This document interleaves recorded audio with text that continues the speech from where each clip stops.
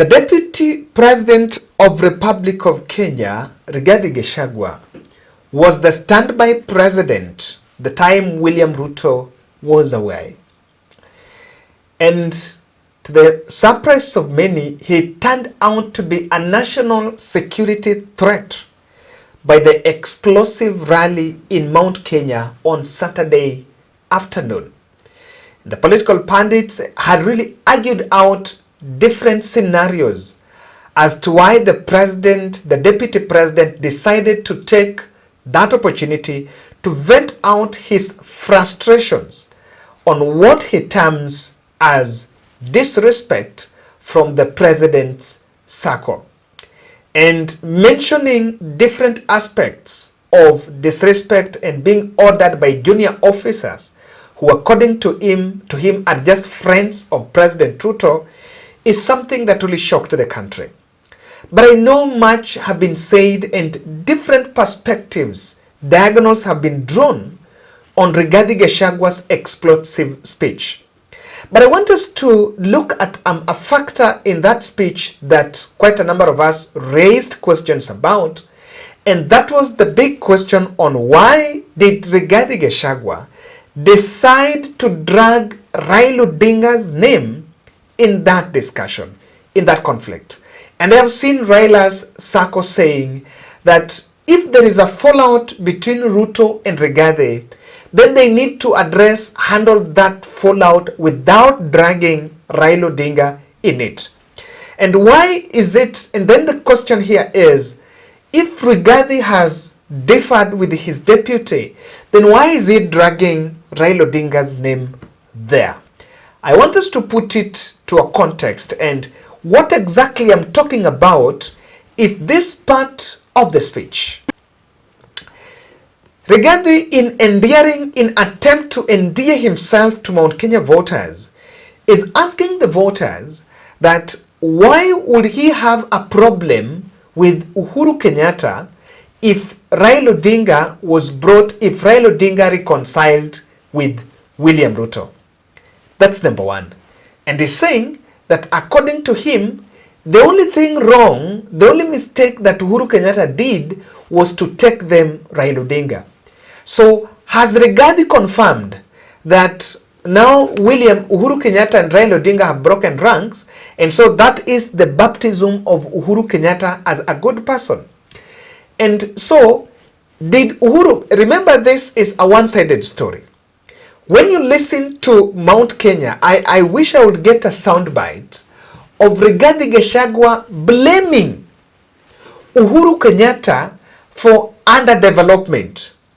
Remember the platform that William Ruto campaigned on was that Uhuru Kenyatta had mismanaged the nation under the handshake.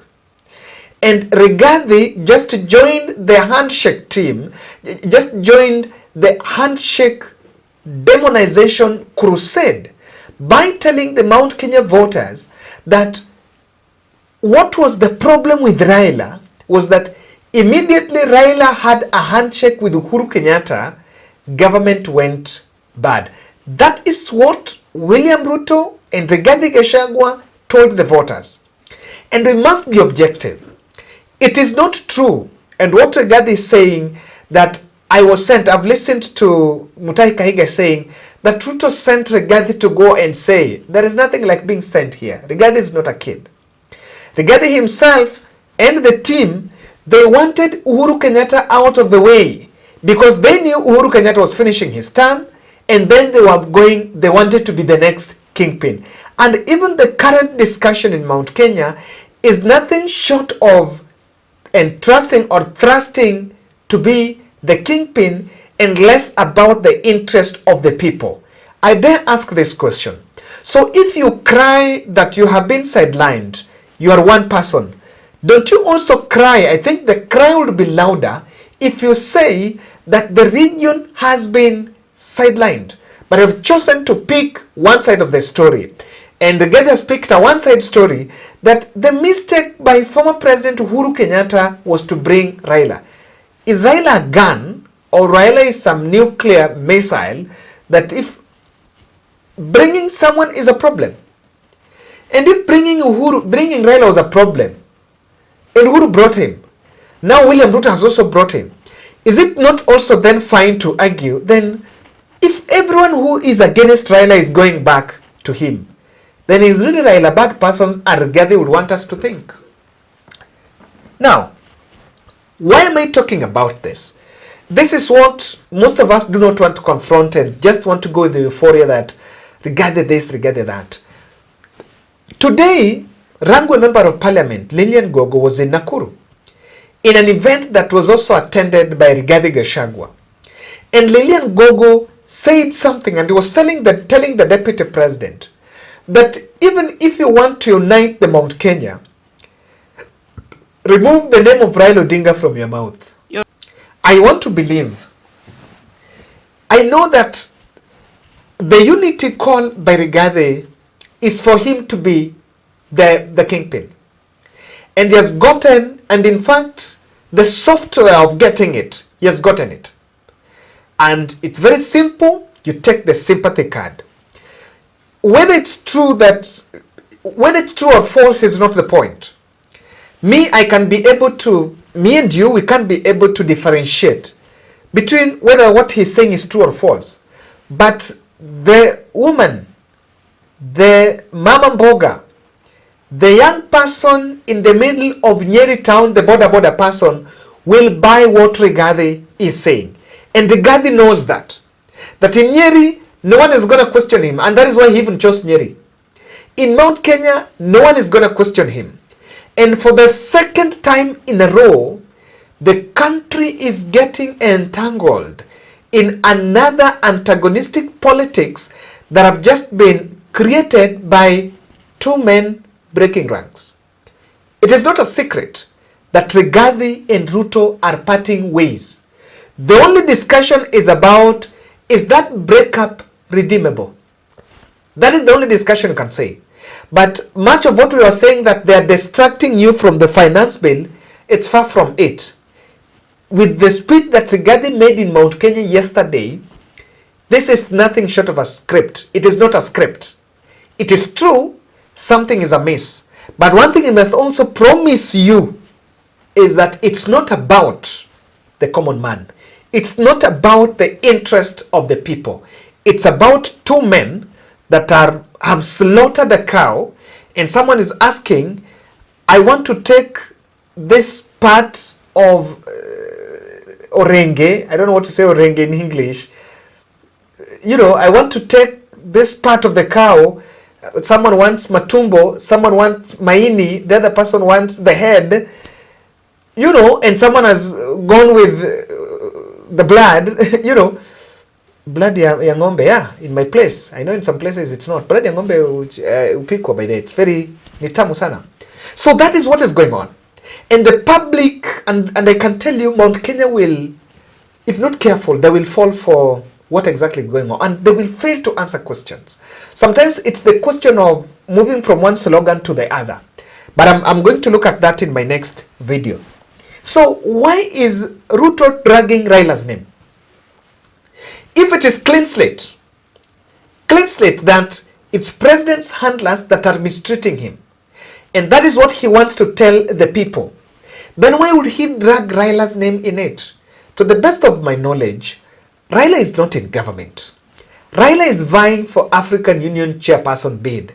And even personally, I think we've always been yearning that Raila should stay around here and, run the local politics. But I also agree with those who say that Raila also has his own life. He also has his own ambitions. He can also try something else, and has presented his candidature for this country for the last 5 elections. So what else do Raila need to do to convince the nation?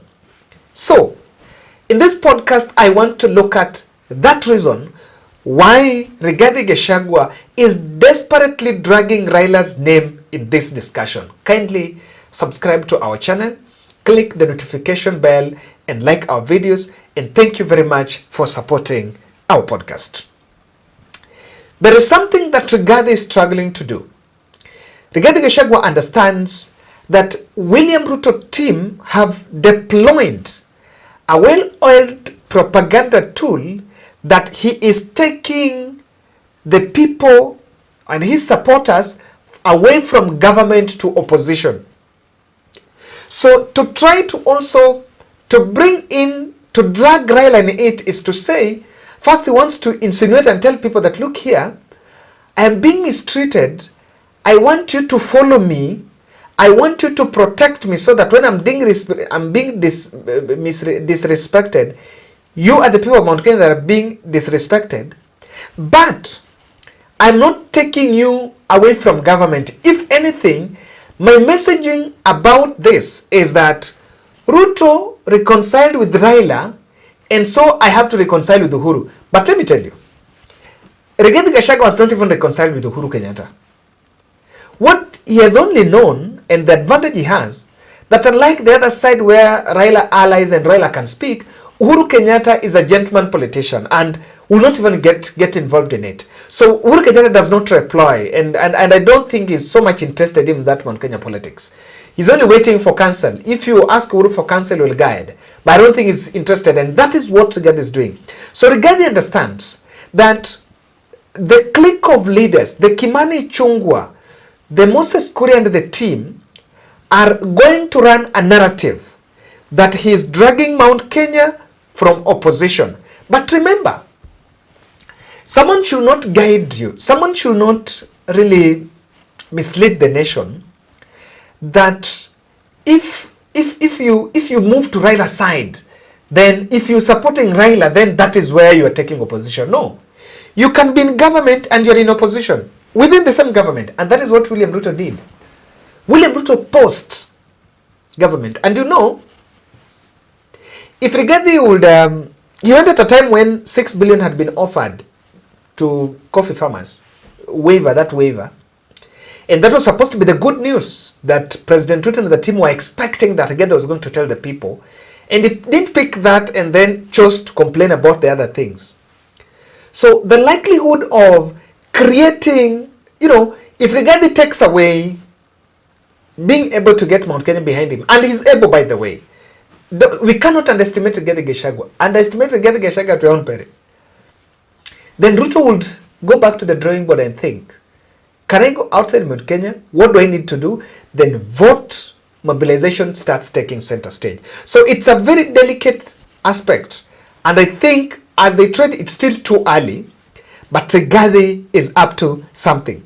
The second reason why Rigathi is dragging Raila's name in this is Rigathi is crafting a narrative that if he is to be impeached or if he is to be sidelined in government, then he is being sidelined because Raila has come in.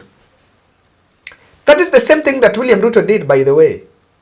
Sometimes I see politics, our politics is very predictable as a country. The Kenyan politics is the most predictable in the world, maybe, if you allow me to have estimators. Our politics is very predictable. When Raila had a handshake with Uhuru Kenyatta, immediately William Ruto jumped and started running, mudslinging that handshake, and he launched his 2027 presidential campaign on that. Until the last day of the campaigns, William Ruto was still demonizing the handshake, and he demonized the handshake until again 1 year later, even after the election, he was still demonizing the handshake. He just toned down the handshake issue the time Raila Odinga presented his candidature for ESU, for African Union chairperson seat. So that's what Rigathi is looking for. Rigathi is looking for, if they continue sidelining me, I will evolve that story that the reason why I'm out is because Raila Odinga is in. And we need to be very truthful. I think the country should not get should not get really entangled into all that discussion because it's quite unnecessary. Then the third thing is, this is the old tired script of Raila phobia to obliterate Kioni camp. Let me tell you, where the direction Rigathi has taken, he doesn't have a reverse gear. if he dares take a backstop, you know what he has already done? What Rigathi has not said directly in Mount Kenya, or rather he has not just used the real words, but what he's saying is reject William Ruto. His friends, he has sent his friends to control me. So reject William Ruto. See, he has already created that euphoria that, oh, you know, it is not such that the man that came here with the Bible and was crying in these churches. No. So if he turns back and goes back to William Ruto, then the Kioni camp will take the stage. And if Kioni camp say William Ruto is a bad person, the public gonna buy, the Mount Kenya voters gonna buy, because Rigathi has been saying it anyway. Then the last reason here is, I think Rigathi just have a deep hate for Raila Odinga, and I don't know for what reason. Maybe that is what, say, unexplained hate. If Raila is vying for AUC, so what's it? Someone says, is it about Nairobi governorship? Because he knows Raila, maybe because there have been deals. It's true. Sakaja has been swinging towards Azimio, and he had to because of the numbers in the county assembly. So, well, let's look at how this will develop. I'm really be following keen on this, but I still don't buy it. Someone can get to us why Rigathi is dragging Raila in this.